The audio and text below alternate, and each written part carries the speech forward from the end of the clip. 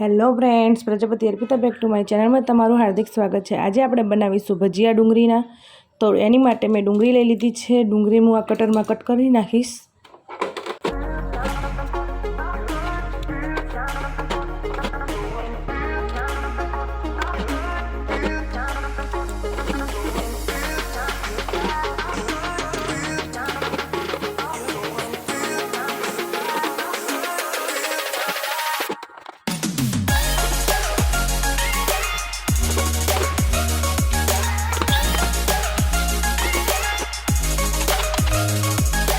આપણે એક તપેલી લઈ લઈશું। તપેલીમાં આપણે ગાય બેસન એની મેં બધું નીકાળી લઈશું। આપણે જેટલું જોઈતું હોય એટલું જ ગાય બેસન નીકાળવાનું છે। તો આપણે હવે ગાયનું બેસન આપણે નીકાળી લીધેલું છે। તો હવે પછી આપણે મીઠું નાખીશું। મીઠું તમે સ્વાદ મુજબ નાખજો। પછી મેં પાણી લીધું છે। તો પાણી જોઈતું હોય એટલું જ નાખવાનું, બહુ બેટર ઢીલું નથી કરી નાખવાનું। પછી બેટરથી આપણે એને મિક્સ કરી લઈશું। એવી રીતે મિક્સ કરવાનું છે કે જેવી રીતે એની ગુટલીઓ ના રહી જાય એવી રીતે। તો સરસ રીતે આપણું બેટર મિક્સ કરી દેવાનું છે। જો આપણું બેટર મિક્સ થઈ ગયેલું છે, મિક્સ થઈ ગયા બાદ પછી આપણે જે ડુંગળી આપણે કટરમાં કટ કરી હતી તે આપણે આની મેં અંદર નાખી દઈશું। તમને જેટલી જોઈતી હોય એટલી ડુંગળી નાખજો। અમારા ઘરમાં જે વધારે થોડી ડુંગળી ખાય છે એટલે હું થોડી વધારે ડુંગળી નાખું છું। એટલી વધારે ડુંગળી હશે એટલી વધારે સરસ ટેસ્ટ આવશે। પછી આપણે એની ઉપર હળદર નાખીશ, મરચું, પછી ધાણા નાખીશું। તો એવી રીતે થોડા લીલા મરચાં બી નાખી દઈશું।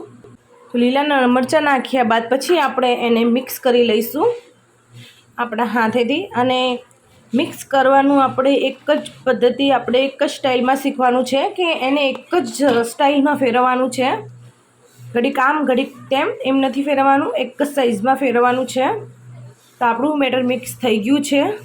તો હવે આપણે બેકિંગ સોડા મિક્સ અંદર નાખી દઈશું। બેકિંગ સોડા નાખ્યા બાદ આપણે ફરીથી બેટરને હલાવી લઈશું એટલે સરસ રીતે મિક્સ થઈ જાય। તો આપણું ભજીયાનું બેટર તૈયાર થઈ ગયું છે। તે પછી આપણે કઢાઈમાં તેલ મૂકી દઈશું। તો તેલ આપણું થવા દેવાનું છે। તો જોઈશું હવે આપણું તેલ તૈયાર થઈ ગયું છે કે નહીં। તો એની માટે આપણે થોડું લઈને ચેક કરી લઈએ। જો આપણું તેલ હજી થવાનું બાકી છે એટલા માટે આપણે હજી થોડી વાર થવા દઈશું। તેલ ક્યારે થઈ જાય કે આપણે જેવું ભજીયું નાખીએ તેવું તરત થોડી વારમાં આપણે તરત જ ઉપર આવી જાય તો આપણું તેલ થઈ ગયું છે એવું સમજી લેવાનું। તો મારે હજી તેલ થયું નથી તો હું એને ફરીથી થવા દઈશ થોડી વાર, 5 મિનિટ જેવું। તો આપણું તેલ થઈને રેડી થઈ ગયું છે। તો હવે આપણે એની મેં ભજીયા નાખી દઈશું। તો જોઈ લો ફ્રેન્ડ્સ, આપણું તેલ થઈ ગયેલું છે। તો હવે હું એની ભજીયા બનાવી દઈશ।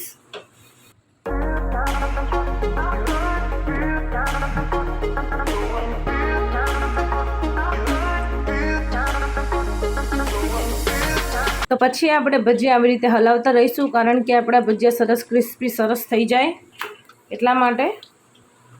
ફ્રેન્ડ્સ, તમને અમારો વિડીયો પસંદ આવે તો લાઇક, શેર અને સબસ્ક્રાઈબ જરૂર કરજો। અમારે અહીંયા વરસાદ આવે છે તો આજે અમે ભજીયા બનાવીએ છીએ। સરસ ચોમાસાની ઋતુમાં ભજીયા ખાવાની ઓર જ મજા આવી રહી છે। તો અમારા ભજીયા કેવા બન્યા છે તો જરૂર કોમેન્ટમાં કહેજો। અને તમે ક્યાંથી છો એ અમને પણ ખબર પડે કે અમારો વિડીયો ક્યાં સુધી પહોંચી રહ્યો છે। તો ફ્રેન્ડ્સ, જરૂર અમને કોમેન્ટમાં લખજો અને લાઇક, શેર અને સબસ્ક્રાઈબ જરૂર કરજો। તો જુઓ આપણા ભજીયા બનીને રેડી થઈ ગયા છે। કેટલા સરસ ભજીયા છે। એ રીતે જ આપણે બધા ભજીયા બનાવી દઈશું।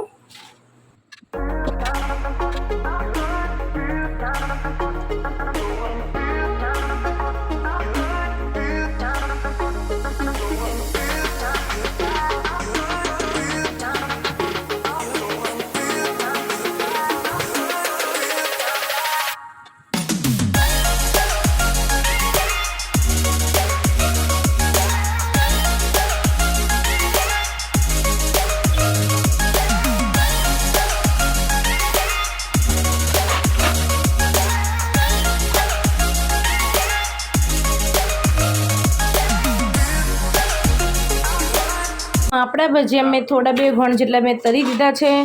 તો વચ્ચે આ બધામાં જમવા બેસી ગયા હતા તો પછી વચ્ચે જ મેં મરચાં તરી નાખ્યા છે। તો મરચાં મેં કટ કરીને અંદર નાખી દીધા છે.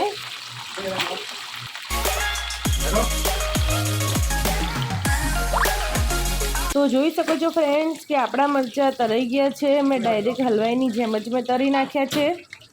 હવે આપણે એક બાઉલમાં નીકાળી લઈશું. ફ્રેન્ડ્સ, ચોમાસાના ગરમા ગરમ ભજીયા ખાવા રેડી થઈ જાઓ. તો ફ્રેન્ડ્સ, આજનો બ્લોગ અહીંયા પૂરો થાય છે. આપણે કાલના બ્લોગમાં મળશું. બાય.